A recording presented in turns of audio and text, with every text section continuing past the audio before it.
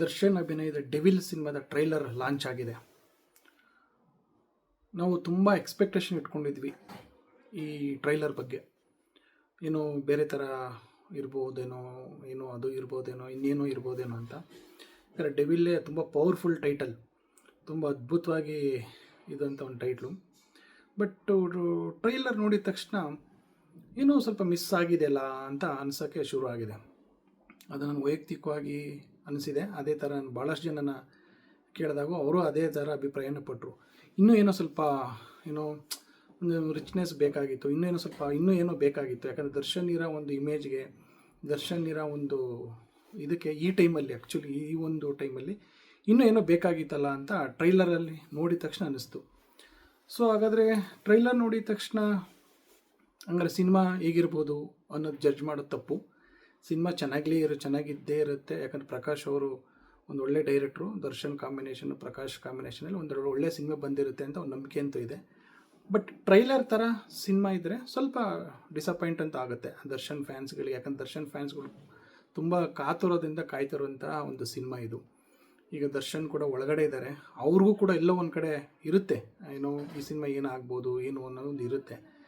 ಅದಕ್ಕೋಸ್ಕರ ನನಗೆ ಅನ್ನಿಸ್ತಾ ಇರೋದೇನೆಂದರೆ, ಪ್ರಕಾಶ್ ಅವರು ಇದನ್ನು ಇನ್ನೂ ಸ್ವಲ್ಪ ಬೇರೆ ರೀತಿಯಲ್ಲಿ ಕಟ್ ಮಾಡ್ಬೋದಾಗಿತ್ತು ಟ್ರೈಲರು, ಅಥವಾ ಇನ್ನೂ ಬೇರೆ ರೀತಿಯಲ್ಲಿ ತೋರಿಸ್ಬೋದಾಗಿತ್ತು ಅಂತ ಅನ್ನಿಸ್ತು. ರಿಚ್ನೆಸ್ ಇದೆ, ಫೈಟ್ ಇದೆ, ಬಟ್ ಒಂಥರ ಯೂಶ್ವಲ್ ಅಂತ ಅನ್ನಿಸ್ತಾ ಇದೆ. ಇನ್ನೂ ಏನಾದರೂ ಒಂದು ಡಿಫ್ರೆಂಟಾಗಿ. ಬಟ್ ಇದರಲ್ಲಿ ತುಂಬ ಫ್ಯಾಂಟಾಸ್ಟಿಕ್ ಅನ್ನಿಸ್ತಾ ಇರೋದು ಏನಂತಂದರೆ, ದರ್ಶನ್ ವಾಯ್ಸ್ ಸೂಪರ್ಬ್ ಆಗಿದೆ. ದರ್ಶನ್ ಅವರು ಕೊಟ್ಟಿರೋಂಥ ವಾಯ್ಸ್ ಇದೆಯಲ್ಲ, ಅವರು ಇಡೀ ಟ್ರೈಲರಲ್ಲಿ ಆ ವಾಯ್ಸೇ ನಮ್ಮನ್ನು ಕಾಡುತ್ತೆ. ಆ ವಾಯ್ಸೇ ನಮ್ಮನ್ನು ಇನ್ನೂ ಒಂದು ಬೇರೆ ಥರ ಇದು ಮಾಡೋಕ್ಕೆ ಶುರು ಮಾಡುತ್ತೆ.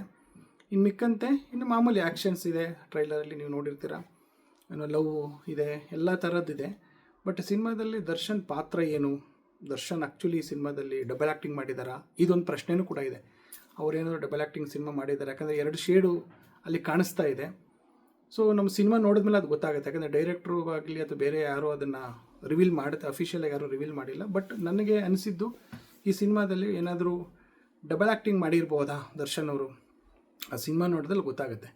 ಬಟ್ ಇನ್ನೂ ಸ್ವಲ್ಪ ಪವರ್ಫುಲ್ಲಾಗಿ ನಾವು ಆಶಿಸೋಣ. ಇನ್ನೂ ಪವರ್ಫುಲ್ಲಾಗಿ ಸಿನಿಮಾ ಚೆನ್ನಾಗಿರುತ್ತೆ, ಇನ್ನೂ ಅದ್ಭುತವಾಗಿ ಸಿನಿಮಾ ಮೂಡಿ ಬಂದಿರುತ್ತೆ. ಯಾಕಂದರೆ ದರ್ಶನ್ ಸಿನಿಮಾ ಅಂದರೆ ನಾನು ಸಮೇತ ಅವ್ರ ಫ್ಯಾನ್ಸ್ಗಳು ತುಂಬ ಕಾಯ್ಕೊಂಡು ಕೂತ್ಕೊಂಡಿದ್ದೀವಿ.